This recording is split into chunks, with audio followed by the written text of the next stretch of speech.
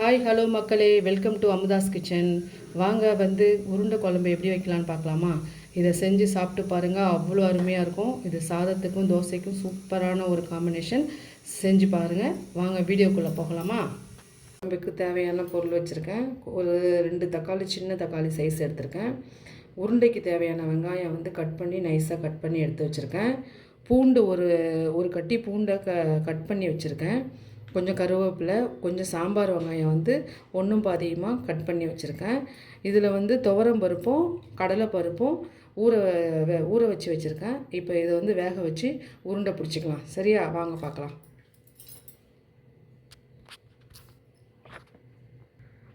இப்போ இந்த பருப்பை நான் நல்லா வாஷ் பண்ணி எடுத்துருக்கேன். இப்போ இதை வந்து மிக்ஸி ஜாடியில் ஆட் பண்ணிக்கலாம். இதை வந்து கொஞ்சம் கொரப்பாக அரைச்சி இதில் தான் இப்போ வந்து நம்ம உருண்டை பிடிக்க போகிறோம்.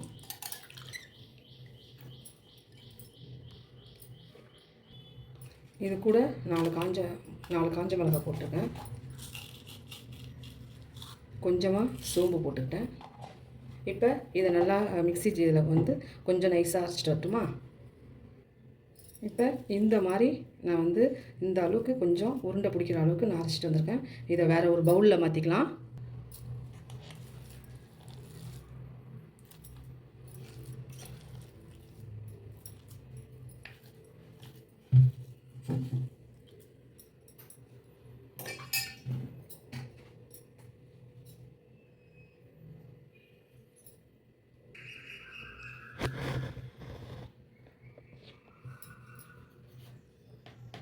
இதில் கொஞ்சமாக சால்ட் ஆட் பண்ணிக்கலாம்.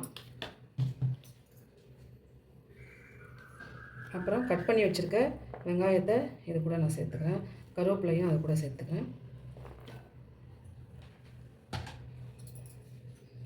இப்போ இது நல்லா ஒரு பிசைஞ்சு உருண்டை பிடிக்கிற அளவுக்கு நல்லா இது பண்ணிக்கலாம்.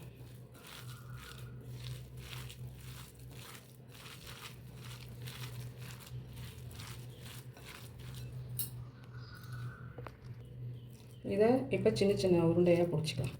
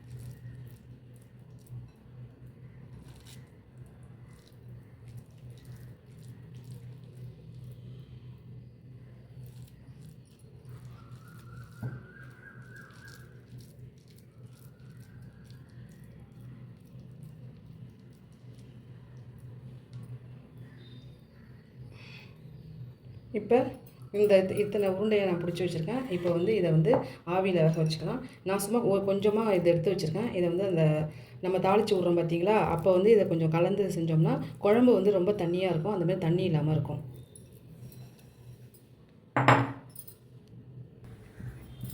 இப்போ இட்லி பானை தட்டில் இந்த உருண்டையெல்லாம் வைக்கலாம். வச்சு ஒரு 10 நிமிஷம் கொஞ்சமாக வேக வச்சு எடுத்துக்கிட்டால் கொஞ்சம் நல்லா டேஸ்ட்டாக இருக்கும்.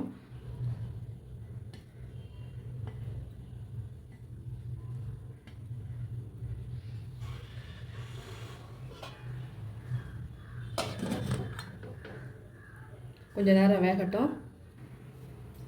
இப்போ இந்த குழம்பு நம்ம செய்யலாமா? இதுக்கு தேவையான அளவு எண்ணெய் ஊற்றிக்கலாம்.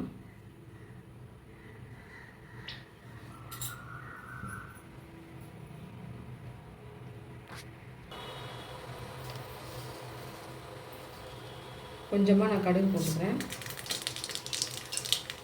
அதுக்கப்புறம் ஜீரகம் ஒரு 1/2 ஸ்பூனு, சோம்பு ஒரு 1/2 ஸ்பூனு போட்டுக்கிறேன்.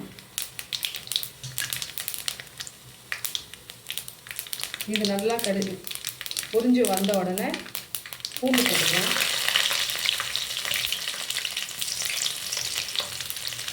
பூண்டு நல்லா வந்தோடனே வெங்காயம்,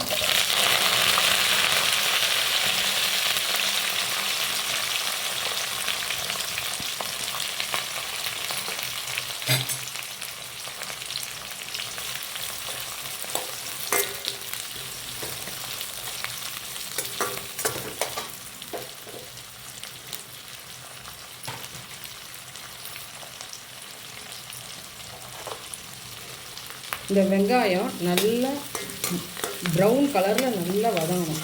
எப்பயுமே வெங்காயமும் தக்காளியும் நல்லா வதங்கினா தான் அந்த குழம்போட சுவை வந்து எப்பயுமே தூக்கலாக இருக்கும். அதனால் எந்த ஒரு டிஷ் செஞ்சாலுமே நீங்கள் ஒரு சிக்கன் குழம்போ இல்லை மீன் குழம்போ எந்த குழம்பு செஞ்சாலுமே வெங்காயம் தக்காளி நல்லா மசியணும். அந்த எண்ணெயிலே நல்லா வேக வைக்கணும். அப்போ தான் அந்த குழம்போட சுவை வந்து நல்லாயிருக்கும்.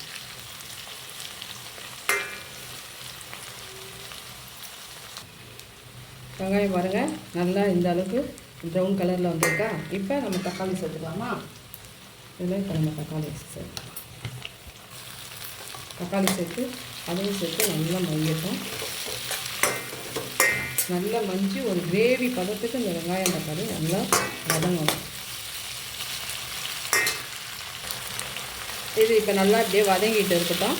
அதுக்குள்ளே நம்ம இதுக்கு ஒரு சின்னதாக ஒரு தேங்காய் பேஸ்ட்டு ரெடி பண்ணிக்கலாமா? வாங்க அதை எப்படின்னு பார்க்கலாம். நான் வந்து இந்த குழம்புக்கு பேஸ்ட்டுக்கு வந்து கொஞ்சமாக தேங்காய் எடுத்துருக்கேன். முந்திரி பருப்பு ஒரு 5-6 பீஸ் எடுத்துருக்கேன். கொஞ்சமாக கசகசா போட்டிருக்கேன். இப்போ இதை ஒரு பேஸ்ட்டாக ரெடி பண்ணி எடுத்துகிட்டு வரலாம். வெங்காயம் தக்காளி நல்லா வதங்கிடுச்சு பாருங்கள். இந்த அளவுக்கு நல்லா மையணும். வெங்காயமும் தக்காளியும் இந்த அளவுக்கு நல்லா வதங்கணும். இப்போ வந்து நான் என்ன பண்ண போகிறேன்னா இதில் ஒரு உருண்டை நம்ம வேக வைக்காமல் எடுத்து வச்சுருந்தேன் பார்த்தீங்களா, இதை கொஞ்சம் இது கூட நான் சேர்த்துக்கிறேன். அப்போ வந்து ஒரு குழம்பு ஒரு டேஸ்ட் கொடுக்கும். நீங்கள் வேணாலும் ட்ரை பண்ணி பாருங்கள். இது நல்லா இது கூட நல்லா கலரி எடுத்துக்கோங்க.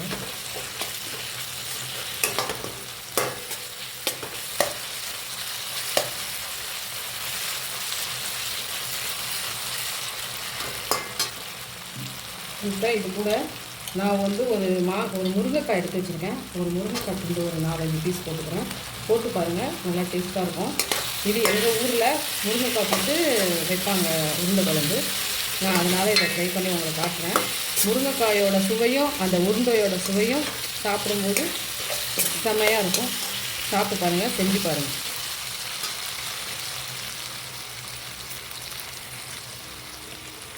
இதில் வந்து இப்போ மசாலா தூள் ஆட் பண்ணிக்கலாம். நான் கொஞ்சமாக மல்லித்தூள் போட்டிருக்கேன், 1 ஸ்பூனு.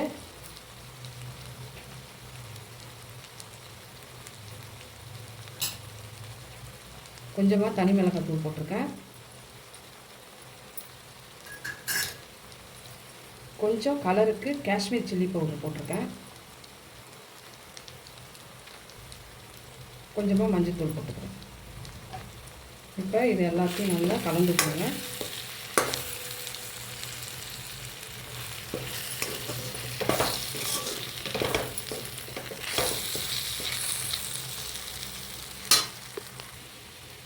இப்போ இதில் ஒரு லெமன் சைஸ் புளியை கரைச்சி இதில் நான் புளி கரைச்சி ஊற்றுறேன்.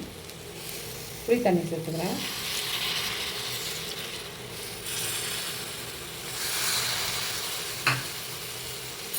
இதில் தண்ணி கொஞ்சம் சேர்த்துக்கிறேன்.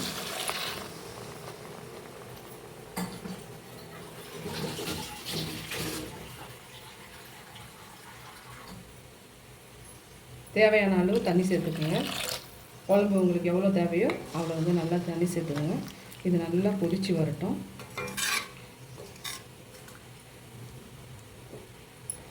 கொதித்து வந்ததுக்கப்புறம் அந்த பேஸ்ட் ஒன்று அரைச்சி வச்சுருக்கோம் பார்த்தீங்களா, அதை சேர்த்துக்கலாம். இப்போ தேவையான அளவு உப்பு போட்டுக்கலாம்.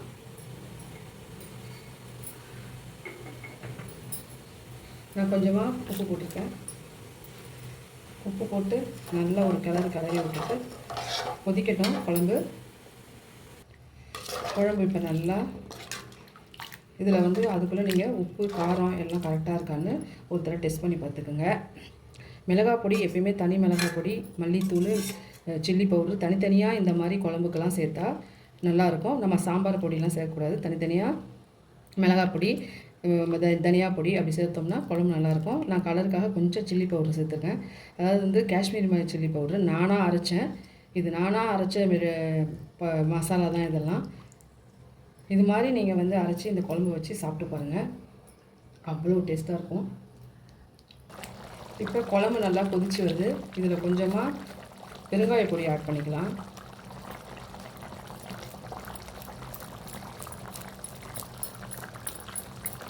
கொஞ்சமாக பெருங்காய பொடி ஆட் பண்ணிக்கலாம். நல்லா கொதிக்கட்டும்.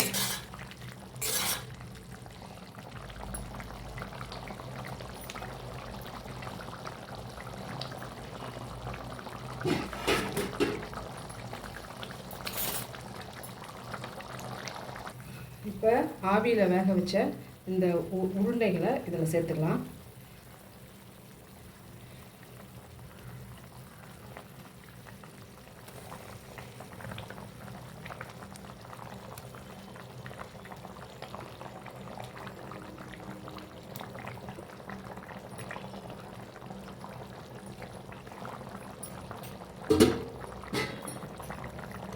போட்டு நல்ல ஒரு கலரி விட்டுருங்க. குழம்பு நல்லா கொதிக்கட்டும். அந்த உருண்டையில் இந்த குழம்போட சாறு, அந்த உப்பு காரம்லாம் அதில் ஆல்ரெடி இருக்குது. இருந்தாலும் கொஞ்சமாக காரத்துக்கு அந்த இது ஏறும். இந்த குழம்போட டேஸ்ட் ஏறினா தான் உருண்டை வந்து சாப்பிட்றதுக்கு சுவையாக இருக்கும். சரிங்களா? இப்போ நல்லா குழம்பு கொதிக்கட்டும். ஒரு 5 நிமிஷம் குழம்பு நல்லா கொதிக்கட்டும். இப்போ இந்த மூடி போட்டு மூடி வச்சிடலாம். குழம்பு எப்படி கொதிக்குதுன்னு பார்க்கலாமா?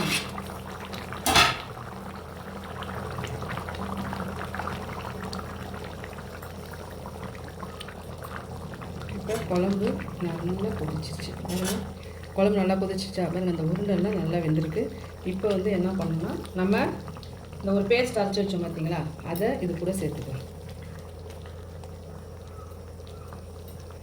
சேர்த்துட்டு ஒரு கலரி விடுங்க. குழம்பு கொஞ்சம் திக்னஸ் ஆகும். அதனால் நம்ம இந்த மிக்ஸி ஜாடியில் இப்படி கழுவி ஊற்றிக்கலாம். ஒரு 5 மினிட்ஸ் குழம்பு நல்லா கொதிச்சுதுன்னா சாப்பிட்றதுக்கு ரெடி ஆகிடுச்சு குழம்பு.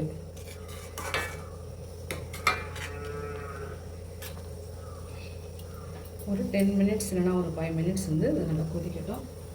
நான் வந்து அப்புறம் உங்களுக்கு எப்படி இருக்குன்னு காட்டுறேன். வாங்க குழம்பு எப்படி கொதிக்குதுன்னு பார்க்குறேன். குழம்பு நல்லா கொதிச்சிச்சு பாருங்கள். அந்த கிரேவியோடு சேர்த்து நல்லா கொதித்து மணமாக வந்திருக்கு. வாசனை அவ்வளோ வருது. குழம்பு பார்க்கலாமா எப்படி இருக்குன்ட்டு? குழம்பு பாருங்கள் நல்லா கொதிச்சு வந்துருச்சு. குழம்போட டெக்ஸ்சரை பாருங்கள். இதுக்கு மேலே வந்து இதை வந்து சுண்ட விடக்கூடாது. ஏன்னா இந்த பருப்பு உருண்டை இருக்குது பார்த்தீங்களா, அது இன்னும் ஊற குழம்பு வந்து அப்படியே ரொம்ப திக்காக போயிடும். இந்த ஸ்டேஜ் வரும்போது குழம்பு ஆஃப் பண்ணிவிடுங்க. ஆஃப் பண்ணிட்டு கொஞ்சமாக கொத்தமல்லி தலை தூவிக்கிங்க. செஞ்சு பாருங்கள் எப்படி இருக்குன்னு சொல்லிட்டு செஞ்சு பாருங்கள். சாதத்தில் சேர்த்து சாப்பிடும்போது சூப்பராக இருக்கும். தோசைக்கும் சேர்த்து சாப்பிடும்போது இந்த குழம்பு பயங்கர அருமையாக இருக்கும். நீங்கள் நல்லா பண்ணி பாருங்கள். சில பேர் இதை கேஸ்ன்னு சொல்லுவாங்க. குழந்தைங்களுக்கெல்லாம் இதில் விட்டமின் வந்து ப்ரோட்டீன் அதிகமாக இருக்குது. நீங்கள் வந்து செஞ்சு சாப்பிட்டு பாருங்கள், நல்லாயிருக்கும் சாப்பாட்டுக்கு. தோசைக்கும் இது கொஞ்சம் நல்லாயிருக்கும். சாப்பிட்டு பார்த்துட்டு எப்படி இருக்குன்னு என் கமெண்டில் சொல்லுங்கள். பிடிச்சிருந்தா ஷேர் பண்ணுங்கள், சப்ஸ்கிரைப் பண்ணுங்கள், லைக் பண்ணுங்கள். கண்டிப்பாக லைக் பண்ணுவீங்கன்னு எதிர்பார்க்குறேன்.